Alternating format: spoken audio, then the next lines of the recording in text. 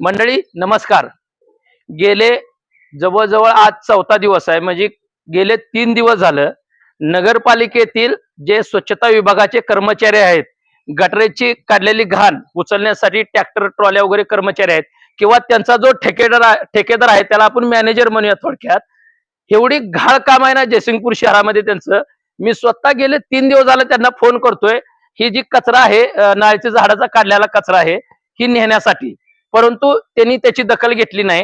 ही माझ्या मागच्या बाजूला घर आहे, त्या घरामध्ये एक आजी राहते, वयस्कर आजी आहे, 60-70 वर्षाची आजी असेल. ती आजी किती वेळा त्यांच्या दाराकडे जाईल किंवा ट्रॅक्टर रस्त्यावर आहे, इथं समोर आरडी ग्रुपचा कट्टा आहे, महालक्ष्मीचं मंदिर, आणि इथं जायला सध्या त्या आजीला पाय दुखतात, गुडघं दुखतात, जाऊ शकत नाही, ट्रॅक्टर उभा असते.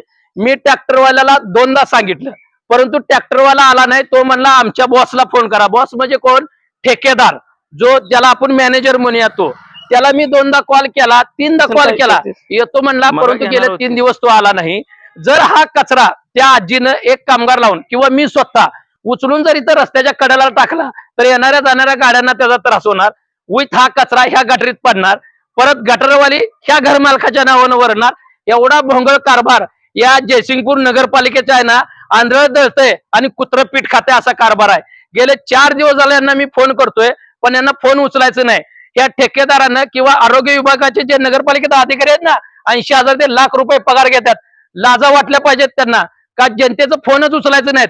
जेव्हा नगरसेवक सांगतील तेव्हा तुम्ही फोन उचलायचं, म्हणजे बापानच फोन करायला पाहिजे असं मत आहे का अधिकाऱ्यांचं? याचं उत्तर अधिकाऱ्यांनी द्यावं.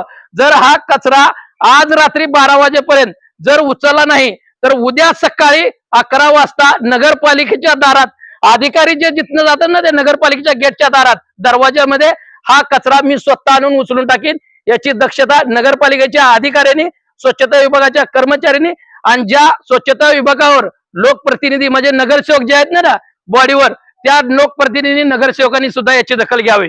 अन्यथा उद्या सकाळी 11 वाजता मी स्वतः पोत्यामध्ये आणि काही गाडीवर कचरा आणून नगरपालिकेच्या दारात टाकेन. याची सर्वस्वी जबाबदारी तुमची नगरपालिका प्रशासनाची आहे. नगराध्यक्ष संजय पाटील यड्रावकर यांना सुद्धा म्हणणं आहे, जयसिंगपूर शहराने तुम्हाला जवळजवळ 25,000 नागरिकांनी, मतदारांनी तुमच्यावर विश्वास ठेवून तुम्हाला नगराध्यक्ष म्हणून निवडून दिले, आणि त्याच जयसिंगपूरकरच्या नागरिकांच्या सूचनेला ही केराची टोपली दाखवतात.